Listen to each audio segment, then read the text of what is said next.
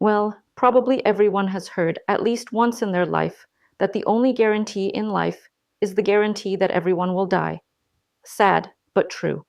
So in today's video, there will be practical information about how to cope with the fear of death if it suddenly overwhelms you. Practicing psychologists often encounter such requests: fear of death. What really lies behind it? And what can be done so that this fear is either weak or doesn't exist at all? By the way, religious people experience this fear less frequently and less intensely. The reason probably lies in the fact that religions provide descriptions of what happens after the death of the physical body.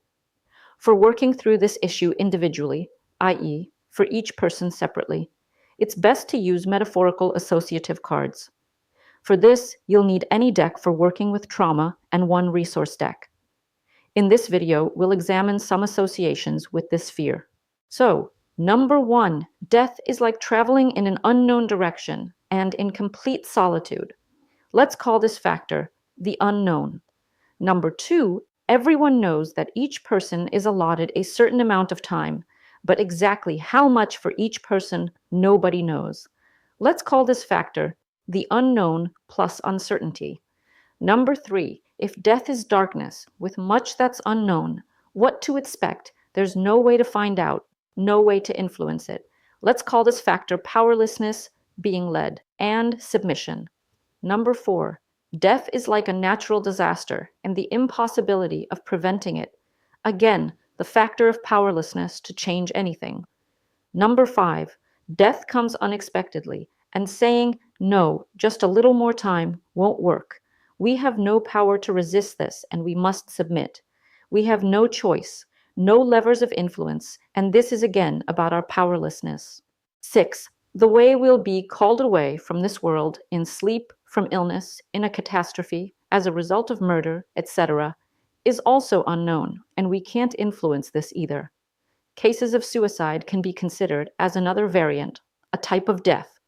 So from 6 different aspects, we can trace the main associations: uncertainty, the unknown, our powerlessness, lack of choice, the necessity to submit.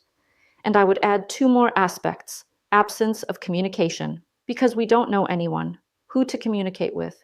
And second, but this isn't for everyone, only for religious people, expectation of judgment, reward, or punishment. What can be done with this fear? Of course, no one will give you a 100% accurate answer. Well, simply because no one has returned from there and shared their experience of how things are. But we can do something to make it easier for our psyche, for us. For this, we can replace some associations with others.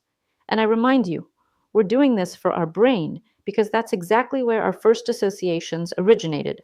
And for us to become calmer, we need to load different associations. The first death is simply a transition from one form of life to another. Once it was the life form of an egg and sperm, then intrauterine life, then life outside the womb. So death is life outside the material world known to us. One form of life, one type of energy, transitions into another, and no one can stop this process. And probably it's not necessary. Imagine, fire warms water. Tea leaves that were once on a bush, then picked and dried, are now placed in water. They open up. The brewed tea we drink gives us energy, vigor, nourishes our cells, brings pleasure. Then we share this energy with others, and they in turn, perhaps with someone else, or give their joy the form of an idea, text, another form of life. So fire, tea leaves, water transform into other types of energy: creativity, joy, unconditional love, service. Everyone leaves a trace, and we can influence what kind of trace we leave. The choice remains ours. We can create, be creative, make, improve, place, renew.